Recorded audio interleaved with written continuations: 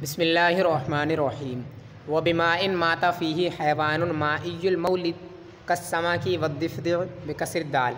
وانما قال مائی المولد حتی لو کان مولدہ فی غیر الماء وہو یعیش فی الماء یفسد الماء بموتہ فیہ، اور اس پانی سے جس میں کوئی ایسا جانور مر گیا ہو جو پیدائش کے اعتبار سے پانی والا ہو، جیسے مچھلی، مینڈک، دال کے کسرے کے ساتھ، الضفدع دال کے کسرے کے ساتھ۔ اور ماتن علیہ الرحمٰن نے مائی المولد فرمایا، یہاں تک کہ اگر اس کی پیدائش پانی کے علاوہ میں ہوئی ہو، پانی کے علاوہ میں اس کی پیدائش ہو اور وہ پانی میں زندگی گزارتا ہو، تو پانی میں اس کے مر جانے کی وجہ سے پانی فاسد ہو جائے گا۔ بیان اس چیز کا چل رہا تھا کہ کن کن پانیوں سے وضو اور غسل جائز ہیں، تو اس میں یہ ذکر کرتے ہیں کہ ایسا پانی جس میں کوئی ایسا جانور مر گیا ہو جو پیدائش کے اعتبار سے پانی والا ہو، تو اس پانی سے وضو کرنا جائز ہے۔ یعنی کوئی بھی ایسا جانور جو پانی میں پیدا ہوتا ہو، وہ اگر پانی میں مر جائے تو اس پانی سے وضو اور غسل دونوں جائز ہیں۔ جیسے کہ مچھلی اور مینڈک، یہ دونوں جس طرح پانی میں پیدا ہوتے ہیں، تو اسی طرح اگر کوئی بھی جانور ہو جو پانی میں پیدا ہوتا ہو، تو اگر وہ پانی میں مر جائے تو اس پانی سے وضو اور غسل کرنا دونوں جائز ہے۔ ان کے مر جانے کی وجہ سے پانی فاسد نہیں ہوگا۔ بکسر الدال، اس کا تعلق الضفدع سے ہے، یعنی الضفدع دال کے کسرے کے ساتھ ہے۔ اگرچہ بہت سارے لوگ اس کو دال کے فتحے کے ساتھ پڑھتے ہیں، لیکن لغت کے اعتبار سے یہ الضفدع دال کے کسرے کے ساتھ ہے۔ اسی وجہ سے وضاحت کر دی اس کی کہ درست لفظ جو ہے وہ الضفدع ہے، الضفدع نہیں ہے جیسا کہ بہت سارے لوگ پڑھتے ہیں۔ تو کوئی بھی ایسا جانور جو پانی میں پیدا ہوتا ہو، وہ اگر پانی میں مر جائے تو جس پانی میں وہ مرا ہے اس پانی سے وضو اور غسل کرنا جائز ہے، اس سے پانی فاسد نہیں ہوگا۔ وَإِنَّمَا قَالَ مَاءُ الْمَوْلِدِ حَتَّى لَوْ كَانَ مَوْلِدُهُ فِي غَيْرِ الْمَاءِ وَهُوَ يَعِيشُ فِي الْمَاءِ يَفْسُدُ الْمَاءُ بِمَوْتِهِ فِيهِ۔ اس کا مطلب یہ ہے کہ ماتن علیہ الرحمٰن نے یہ کہا حیوان مائی المولد، یہ نہیں کہا کہ حیوان یعیش فی الماء، یہ نہیں کہا۔ تو ایسا اس وجہ سے فرمایا کیونکہ یہاں شرط اس چیز کی ہے کہ وہ پانی میں پیدا ہونے والا ہو۔ اگر وہ پانی میں زندگی گزارتا ہو اور اس کی پیدائش پانی میں نہ ہوتی ہو، زمین پر ہوتی ہو، خشکی پر، تو اس کے مر جانے کی وجہ سے پانی فاسد ہو جائے گا۔ ٹھیک ہے، صرف وہی جانور جو پانی میں ہی پیدا ہوتا ہو، اگر وہ مرے پانی میں تو اس پانی سے وضو اور غسل کرنا جائز ہے۔ اگر کوئی ایسا جانور پانی میں مر جائے جو زندگی تو پانی میں گزارتا ہے لیکن وہ پیدا باہر ہوتا ہے زمین پر، خشکی پر اگر پیدا ہوتا ہے لیکن وہ زندگی پانی میں گزارتا ہے، تو اس کے پانی میں مر جانے سے پانی فاسد ہو جائے گا، جیسے کہ مرغابی وغیرہ۔ تو یہ پیدا ہوتے ہیں زمین پر، خشکی پر، اور یہ پانی میں زندگی گزارتے ہیں۔ تو پانی میں جب یہ پانی میں زندگی گزارتے ہیں تو ان کے مر جانے کی وجہ سے وہ پانی فاسد ہو جائے گا، کیونکہ مائی المولد کہا ہے کہ پیدائش کے اعتبار سے پانی والا ہو۔ زندگی پانی میں گزارے وہ اہم نہیں ہے اور وہ شرط نہیں ہے، بلکہ شرط یہ ہے کہ وہ پیدائش کے اعتبار سے پانی والا ہو، پانی میں پیدا ہوا ہو۔ اگر وہ مرے تو اس پانی سے وضو اور غسل جائز ہے، اور اگر وہ خشکی پر پیدا ہوا ہو اور پانی میں زندگی گزارتا ہو تو اس کے مر جانے سے پانی فاسد ہو جائے گا۔ او ما لیس لہ دم سائل کالبق والذباب، یا وہ جس کا دم سائل نہ ہو، جیسے کہ بق اور ذباب۔ بق یہ کھٹمل کو کہتے ہیں، ذباب مکھی۔ تو مکھی اور کھٹمل جیسے جانور جن کے اندر بہتا ہوا خون نہیں ہوتا ہے، اگر وہ پانی کے اندر مر جائیں تو ان کے پانی میں مر جانے سے پانی فاسد نہیں ہوگا۔ لأن النجس هو الدم المسفوح كما ذکرنا، کیونکہ ناپاک نجس جو ہے وہ دم مسفوح ہے، جیسا کہ ہم نے ذکر کیا۔ ناپاکی اور ناپاک جو ہوتا ہے وہ دم مسفوح ہوتا ہے، دم غیر مسفوح نہیں ہوتا ہے۔ وبحدیث وقوع الذباب فی الطعام، اور مکھی کے کھانے میں پڑنے والی حدیث کی وجہ سے۔ وفیہ خلاف الشافعی، اور اس میں امام شافعی علیہ رحمہ کا خلاف ہے۔ یعنی کوئی ایسا جانور ہے جس کے اندر بہتا ہوا خون نہیں رہتا ہے، اگر وہ جانور پانی کے اندر مر جائے تو اس کے مرنے کی وجہ سے پانی فاسد نہیں ہوگا اور ناپاک نہیں ہوگا، اس پانی سے وضو اور غسل کرنا دونوں جائز ہے۔ ایسا اس وجہ سے ہے کیونکہ ناپاک جو ہے وہ بہتا ہوا خون ہوتا ہے، جیسا کہ پیچھے ابھی بہت لمبی چوڑی بحث کی تھی اس سلسلے میں کہ اللہ تبارک و تعالیٰ نے جو فرمایا ہے وہ وہاں پہ جب محرمات کا ذکر کیا تو وہاں پہ فرمایا کہ دم مسفوح، وہاں پہ دم کے ساتھ مسفوح کی قید لگائی ہے، تو غیر مسفوح اس کے اندر داخل نہیں ہے، اور ہمارے یہاں اشیاء کے اندر اصل اباحت ہوتی ہے، تو اس آیت کے نازل ہونے سے پہلے دم مسفوح بھی حلال تھی، لیکن جب یہ آیت نازل ہوئی تو دم مسفوح یہ حرام ہو گئی، اور جو چیز حرام ہو جاتی ہے وہ نجس بھی ہوتی ہے، نجس، اور لہٰذا یہاں پہ جو دم مسفوح ہے وہ نجس ہو جائے گا، لیکن جب دم غیر مسفوح کے سلسلے میں کوئی حکم وارد نہیں ہوا تو وہ اپنی اصلی حالت پر باقی رہے گی جو کہ اس کا حلال ہونا ہے۔ یہ پیچھے پوری گفتگو ہوئی تھی اس سلسلے میں، تو فرماتے ہیں کہ دم مسفوح جو ہے وہ حرام ہوتا ہے، اور جب دم مسفوح حرام ہوتا ہے تو نجس بھی دم مسفوح ہوتا ہے، یہ بھی پیچھے ثابت کر چکے ہیں کہ ناپاک جو خون ہوتا ہے وہ ایسا خون ہے جو بہتا ہوا ہو، بہتا ہوا خون ناپاک ہوتا ہے، اس کے علاوہ جو دم غیر مسفوح ہے وہ ناپاک نہیں ہوتا ہے۔ جب دم مسفوح ناپاک ہوتا ہے اور وہ ان جانوروں کے اندر نہیں ہے تو ان کے مرنے کی وجہ سے چونکہ ان کے اندر دم مسفوح بھی نہیں ہے، لہٰذا اس پانی کے اندر نجاست بھی نہیں پھیلے گی، کیونکہ ان کے اندر نجاست ہے ہی نہیں، اور ناپاک جو ہے وہ دم مسفوح ہے، جب دم مسفوح جب ان کے اندر ہے نہیں، گویا ان کے اندر نجاست ہی نہیں ہے، جب نجاست نہیں ہے تو ان کے پانی میں مرنے کی وجہ سے نجاست پھیلے گی بھی نہیں، جب ہے ہی نہیں تو اسی وجہ سے وہ پانی ناپاک نہیں ہوگا، اور اس پانی سے وضو اور غسل کرنا دونوں جائز ہیں۔ اور ذباب ایک اور دلیل اس سلسلے میں کہ مکھی والی جو حدیث ہے کہ سرکار مصطفیٰ صلی اللہ تعالیٰ علیہ وسلم نے فرمایا کہ جب تمہارے کھانے میں مکھی پڑ جائے تو اس کو ڈبو کر کے باہر پھینک دو، یعنی اس کو جب وہ گر جائے خود سے تو اس کو نکال کر پھر اس کو ڈبو، پھر اس کو پھینک دو۔ آگے فرماتے ہیں کیونکہ اس کے ایک پر میں مرض ہے اور ایک میں شفا ہے، اور وہ اپنے مرض والے پر کو مقدم کرتا ہے، یعنی پہلے اپنے اس پر کو ڈبوتا ہے جس کے اندر بیماری ہے، تو اس کو نکال کر دوبارہ ڈبو تاکہ شفا والا پر بھی اس کے اندر داخل ہو جائے اور جو بیماری ہے وہ ختم ہو جائے۔ تو یہ حدیث ہے۔ اب اس کے اندر چونکہ سرکار مصطفیٰ صلی اللہ علیہ وسلم نے فرمایا کہ اس کو ڈبو دو، تو اب کبھی کبھی ایسا ہوتا ہے کہ کھانا گرم ہونے کی وجہ سے مکھی مر بھی جاتی ہے، اگر اس کو ڈبویا جائے پورا اندر تو کھانا کے گرم ہونے کی وجہ سے وہ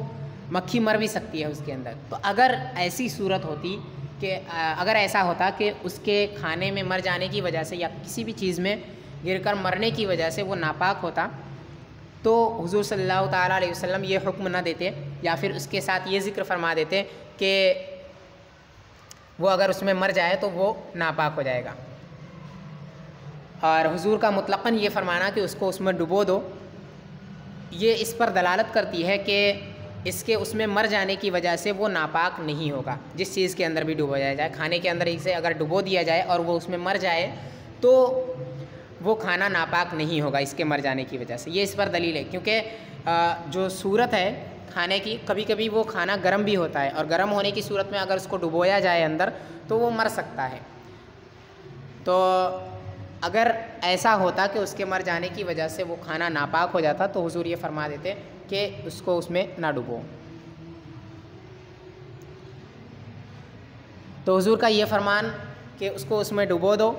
یہ اس پر دلالت کرتی ہے کہ اس کے مر جانے کی وجہ سے وہ کھانا ناپاک نہیں ہوگا۔ جب ناپاک نہیں ہوگا تو یہاں پہ چونکہ یہ فرمایا کہ جب کھانا ناپاک نہیں ہو رہا ہے تو ایسے کوئی بھی چیز جس کے اندر مکھی گر کر مر جائے وہ چیز ناپاک نہیں ہوگی۔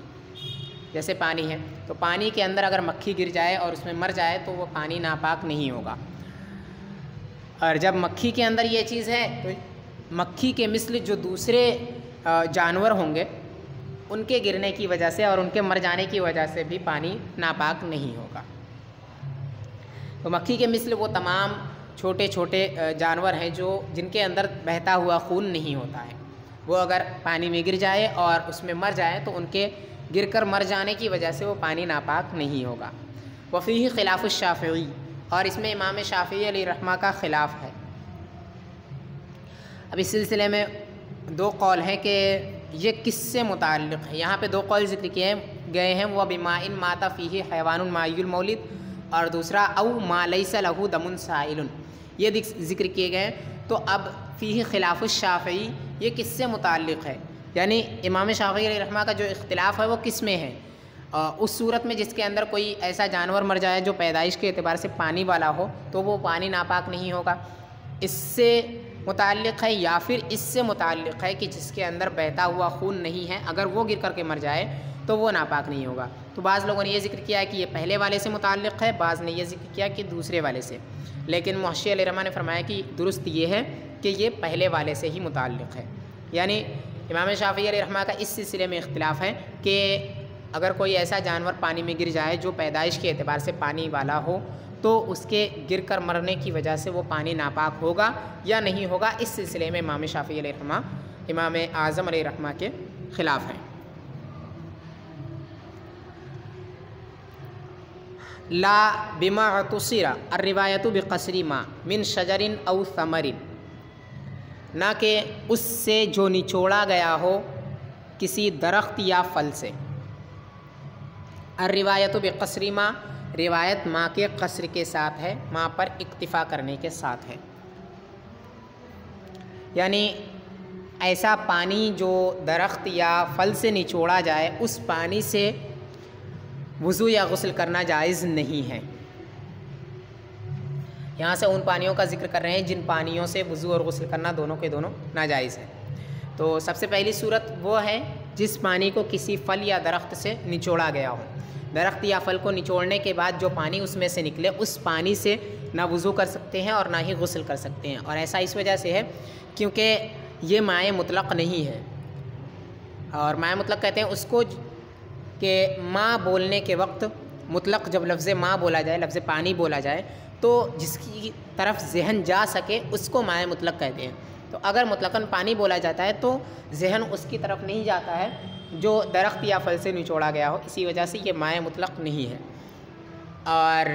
جو وضو جائز ہے وہ مائع مطلق سے ہی ہے، وضو اور غسل،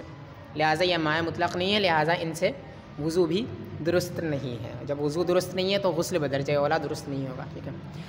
اور الروایت بقصر ما، اس کا مطلب یہ ہے کہ یہاں پہ جو ما اعتصر فرمایا، بما اعتصر، اس کے اندر جو ما ہے اتنے پر ہی اکتفا ہے۔ جو صاحب کتاب ہے ماتن،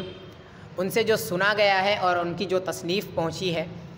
اس کے اندر بما اعتصر ہی ہے، بما کے بعد حمزہ نہیں ہے، یعنی یہ نہیں ہے بما ان اعتصر، ایسے پانی سے جس کو نچوڑا گیا ہو، بلکہ یہاں پہ ما جو ہے وہ موصولہ ہے اور ما پر ہی اکتفا ہے، اس کے آگے حمزہ نہیں ہے۔ یہ مقصد ہے الروایت بقصر ما ذکر کرنے کا، ٹھیک ہے، کہ بعض نسخوں کے اندر بما ان ہے تو وہ جو ہے وہ درست نہیں ہے، بلکہ جو ماتن علیہ رحمہ سے سنا گیا ہے وہ یہی ہے کہ اس میں ما جو ہے وہ موصولہ ہے اور آگے حمزہ نہیں ہے۔ اما ما یقطر من الشجر فیجوز الوضوء به، رہا وہ جو درخت سے نچوڑ جائے، درخت سے بہہ جائے قطرہ قطرہ، تو اس سے وضو جائز ہے۔ یعنی شارح علیہ رحمہ ایسا فرماتے ہیں کہ ایسا پانی جو کسی درخت سے خود بخود نچوڑ جائے، اس کو بغیر نچوڑے ہوئے خود بخود پانی اگر کسی درخت سے نکل جائے تو اس پانی سے وضو کرنا جائز ہے۔ تو اس سلسلے میں اختلاف ہے کہ اس پانی سے وضو جائز ہے یا جائز نہیں ہے۔ صاحب ہدایہ اور انہوں نے جو اختیار کیا وہ یہ قول اختیار کیا کہ اگر کسی درخت سے خود بخود پانی نکل آئے تو اس پانی سے وضو کرنا جائز ہے، اور ان کے علاوہ بہت سارے علماء اکرام نے یہ اختیار کیا ہے کہ اس پانی سے بھی وضو کرنا جائز نہیں ہے۔ ان کی دلیل یہی ہے کہ اس پانی کو بھی مائع مطلق نہیں کہا جاتا ہے، اور وضو وغیرہ جائز جو ہے وہ مائع مطلق سے ہے، لہٰذا ان سے وضو یا غسل جائز نہیں ہوگا۔ ایسے پانی سے جو کسی درخت سے خود بخود نکل آئے، نچوڑا جائے وہ تو جائز ہے ہی نہیں، لیکن جو بغیر نچوڑے خود بخود نکل جائے اس سے بھی جائز نہیں ہے بہت سارے علماء کے نزدیک، اور جو صاحب ہدایہ اور انہوں نے جو اختیار کیا وہ یہ کہ اس سے جائز ہے، اگر خود بخود درخت سے پانی نکل آئے تو اس سے جائز ہے وضو کرنا۔ ولا بماء زال طبعه بغلبۃ غیرہ اجزاء، اور نہ ہی ایسے پانی سے جس کی طبیعت زائل ہو گئی ہو غیر کے اس پر غلبہ کی وجہ سے، غالب آ جانے کی وجہ سے، اجزاء کے اندر۔ المراد بھی، اس سے مراد یہ ہے ان یخرجہ من طبع الماء، کہ وہ اس کو پانی کی طبیعت سے نکال دے، وہو الرقۃ والسیلان، جو کہ رقت اور سیلان ہے، یعنی ایسا پانی جس کے اندر کوئی دوسری چیز ملا دی گئی ہو، اور اتنی زیادہ مقدار میں دوسری چیز ملا دی گئی کہ اس کی وجہ سے پانی کی طبیعت زائل ہو گئی۔ پانی کی طبیعت کیا ہے؟ رقت اور سیلان۔ رقت یعنی پتلا پن، کہ پانی کو جب بھی چھوئیں گے آپ تو وہ بالکل پتلا ہوتا ہے، تو پتلا پن جو ہے وہ پانی کی طبیعت ہے ایک تو، اور دوسری ہے سیلان۔ پانی کی دوسری طبیعت سیلان ہے کہ اگر آپ کہیں پہ پانی کو ڈالیں تو وہ فوراً بہہ جاتا ہے، تو یہ پانی کی طبیعت ہے رقت اور سیلان۔ تو اگر کوئی ایسی چیز پانی میں مل گئی اور اتنی زیادہ مقدار میں مل گئی کہ اس کے ملنے کی وجہ سے پانی کا پتلا پن اور اس کا بہاؤ یہ دونوں ختم ہو گئے، یعنی پانی گاڑھا ہو گیا اور یا پھر اب اس کو کہیں ڈالا جائے تو وہ بہتا نہیں ہے، تو اگر ایسا ہو گیا تو اس سے وضو یا غسل کرنا جائز نہیں ہے۔ یہاں پہ فرمایا اجزاءن، اس اجزاءن کا مطلب یہ ہے کہ اجزاء کے اعتبار سے وہ چیز پانی پر غالب آ جائے، یعنی وہ بہت زیادہ مقدار میں پانی میں ملا دی جائے اور اتنی زیادہ اس کی مقدار ہو کہ وہ پانی سے زیادہ ہو جائے، اتنا ملا دیا جائے جتنا پانی سے زیادہ ہو۔ پانی سے زیادہ اگر کوئی دوسری چیز پانی میں ملا دی جائے تو اس پانی سے وضو یا غسل کرنا جائز نہیں ہوتا ہے، کیونکہ وہ اس پر غالب ہو گیا۔ ٹھیک ہے، اجزاءن کہا کیونکہ اگر جو چیز ملائی جا رہی ہے وہ اجزاء کے اعتبار سے زیادہ ہو، اور اگر کوئی ایسی چیز ہے جس کو پانی میں ملا دیا جائے اور اس کے ملانے کی وجہ سے وہ پانی پر غالب تو آئے لیکن اجزاء کے اعتبار سے غالب نہ آئے، یعنی مثال کے طور پہ اس کا رنگ بدل دے، رنگ کے اعتبار سے یہ غالب آ جائے، جیسے زعفران ہے، زعفران کو اگر پانی میں ملایا گیا اور زعفران کا رنگ پانی کے رنگ پر غالب آ جائے تو اس کی وجہ سے وہ پانی ابھی بھی غسل کے لائق اور قابل رہے گا، اس کی وجہ سے اس پانی سے وضو یا غسل کرنا درست نہ ہو، ایسا نہیں ہے۔ تو اسی وجہ سے اجزاءن فرمایا ہے اور زالا طبعہ فرمایا کہ اس کی وجہ سے اس کی طبیعت زائل نہیں ہوتی ہے اگر زعفران کو ملا دیا جائے۔ تو اگر تھوڑے زعفران کو بھی پانی میں ملا دیا جاتا ہے تو وہ اس پر غالب آ جاتا ہے، اس کا رنگ جو ہے وہ پانی پر غالب آ جاتا ہے، لیکن اس کے باوجود اس پانی سے وضو اور غسل دونوں کرنا جائز ہے، کیونکہ پانی کی طبیعت زائل نہیں ہوتی ہے اور وہ اجزاء کے اعتبار سے پانی پر غالب نہیں ہوتا ہے۔ تو اگر جو چیز اجزاء کے اعتبار سے پانی پر غالب آ جائے تو اس پانی سے وضو اور غسل کرنا جائز نہیں ہے، لیکن اجزاء کے اعتبار سے اگر پانی پر غالب نہ آئے تو اس سے وضو اور غسل دونوں جائز ہیں، جبکہ اس کے اندر رقت اور سیلان باقی ہو، پانی کی طبیعت ابھی بھی باقی ہو تو اس پانی سے وضو اور غسل دونوں جائز ہیں۔ او بالطبقی کالاشربۃ والخل نظیر ما تصیر من الشجر والثمر فشراب الرباس معتصر من الشجر وشراب التفاح ونحوه معتصر من الثمر، یا پکانے کی وجہ سے، جیسے کہ اشربہ اور خل سرکہ، یہ نظیر ما تصیر من الشجر، یہ مثال ہے اس کی جس کو درخت یا پھل سے نچوڑا گیا ہو، تو فشراب الرباس معتصر من الشجر، تو شراب الرباس یہ وہ ہے جس کو درخت سے نچوڑا گیا ہو، وشراب التفاح ونحوه معتصر من الثمر، اور شراب التفاح اور اس کے مثل دوسرے یہ پھل سے نچوڑے ہوئے ہیں۔ شراب الرباس یہ درخت سے نچوڑا ہوا ہے اور شراب التفاح یہ پھل سے نچوڑا گیا ہے۔ اس سے پہلے ایک عبارت تھی بما تصیر من شجر او ثمر، اسی کی مثال ذکر کر رہے ہیں آگے. اور او بالطبق یہ متعلق ہے اوپر والے سے، اجزاء او بالطبق یہ ہے بغلبۃ غیرہ اجزاء او بالطبق، یعنی کسی پانی کو پکانے کی وجہ سے پانی کی طبیعت بدل گئی. تو پکانے کی وجہ سے پانی کی طبیعت بدل گئی تو اس پانی سے بھی وضو اور غسل کرنا جائز نہیں ہے. جیسے کہ شوربہ، تو شوربہ اس کی طبیعت بدل جاتی ہے اس کے پکانے کی وجہ سے، اب اسے کوئی پانی نہیں کہتا ہے تو اس کی طبیعت بدل گئی ہے، اسی وجہ سے شوربے سے بھی وضو اور غسل کرنا یہ درست نہیں ہے. اور کل اشربتی والخلی، اشربہ اور خل، جیسے کہ اشربہ اور خل یعنی ہر طرح کے شراب اور سرکہ،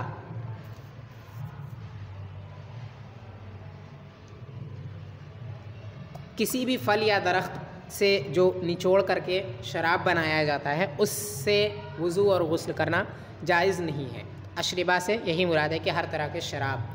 کسی بھی درخت یا پھل کو نچوڑ کر کے اس سے جو نچوڑا گیا ہے اس سے وضو یا غسل کرنا یہ جائز نہیں ہے. نظیر ما تصیر من الشجر والثمر کل اشربہ والخل، یہ دونوں کے دونوں مثال ہیں اس کی جس کو درخت یا پھل سے نچوڑا گیا ہو. فشراب الریباس معتصر من الشجر، تو شراب الریباس یہ درخت سے نچوڑے ہوئے کی مثال ہے، درخت سے نچوڑا ہوا ہے. یعنی اوپر جو ذکر کیا تھا کہ کسی درخت یا پھل سے نچوڑے ہوئے سے وضو یا غسل کرنا جائز نہیں ہے، تو یہاں پہ اسی کی مثال ذکر کر رہے ہیں. تو اس کی مثال میں اشربہ اور خل کو ذکر کیا ہے کہ ہر طرح کے شراب، کسی بھی درخت یا پھل سے جو شراب نچوڑ لیا جائے، شراب یعنی پینے والی چیز، ٹھیک ہے، تو کسی بھی درخت یا پھل سے جو چیز نچوڑی جائے پینے والی یا شراب جو نچوڑا جائے اس سے وضو اور غسل کرنا جائز نہیں ہے. یہ اسی کی مثال ہے کہ کسی درخت یا پھل سے جو نچوڑا جائے. تو شراب الریباس، ریباس یہ ایک درخت ہے جس کا پتا یہ پالک کی طرح ہوتا ہے اور رنگ میں بھی ویسا ہی ہوتا ہے، اور اس کے نیچے کی جو اس کی ٹہنی ہوتی ہے وہ لال ہوتی ہے. تو اس کو نچوڑ کر کے اس میں سے شراب اس کا نکال کر کے اس سے وضو یا غسل کرنا یہ جائز نہیں ہے. تو یہ چونکہ ایک درخت ہے اور اسی کو پورا نچوڑ دیا جاتا ہے اور اس کو پیا جاتا ہے، تو اگر اس کو نچوڑ دیا گیا اور اس میں سے جو اس کا نچوڑا ہوا شراب نکلا اس سے وضو غسل جائز نہیں ہے، کیونکہ فرمایا تھا کہ جس کو نچوڑا گیا ہو کسی درخت سے یا پھل سے اس سے جائز نہیں ہے. تو چونکہ یہ درخت سے نچوڑا گیا ہے لہٰذا اس سے وضو اور غسل دونوں کے دونوں ناجائز ہوں گے. اور ایسے ہی شراب التفاح ونحوہ، سیب وغیرہ کے شراب سے بھی غسل اور وضو دونوں ناجائز ہے، کیونکہ یہ ان کی مثال ہے جن کو پھل سے نچوڑا گیا ہے. تو اب چونکہ پھل اور درخت کے نچوڑے ہوئے سے وضو اور غسل دونوں ناجائز ہوتے ہیں لہٰذا ان سے بھی وضو اور غسل دونوں کے دونوں ناجائز ہوں گے. ان میں سے پہلی مثال جو ہے وہ درخت سے نچوڑے ہوئے کی ہے اور دوسری مثال پھلوں سے نچوڑے ہوئے کی ہے. تو ایسے ہی جو بھی چیزیں جس کو بھی کسی درخت سے نچوڑا گیا ہو یا پھر کسی پھل سے نچوڑا گیا ہو اس سے وضو اور غسل کرنا دونوں کے دونوں درست نہیں ہے، ناجائز ہے. وماء الباقلہ، اور مائع باقلہ نظیر ما غلب علیہ غیرہ اجزاء، یہ مثال ہے اس کی جس پر اس کا غیر غالب آ گیا ہو اجزاء کے اعتبار سے. یعنی فرمایا تھا نا اجزاء کے اعتبار سے لا بماء زال تبعہ بغلبۃ غیرہ اجزاء میں جو اجزاء فرمایا تھا اس کی یہ مثال ہے کہ غیر اس پر غالب آ جائے اجزاء کے اعتبار سے. مائع باقلہ یہ ایک سبزی ہے جو چھیمی کے مثل ہوتی ہے لیکن وہ چھیمی سے بڑی ہوتی ہے اور اس کی طرح گول نہیں ہوتی ہے. تو اس کا پانی یعنی پانی میں اسے ڈال دیا گیا، اتنا زیادہ ڈال دیا گیا کہ پانی اس کے ڈالنے کی وجہ سے اب بہتا نہیں ہے، تو اس کی وجہ سے اس پانی سے وضو اور غسل دونوں ناجائز ہو جاتے ہیں، کیونکہ پانی کی طبیعت یہاں پر اجزاء کے اعتبار سے زائل ہو گئی ہے، کہ اس پانی پر اس کا غیر غالب آ گیا ہے اور اتنا زیادہ وہ غیر ہے کہ اس کی وجہ سے پانی کے اندر جو رقت اور جو سیلان تھی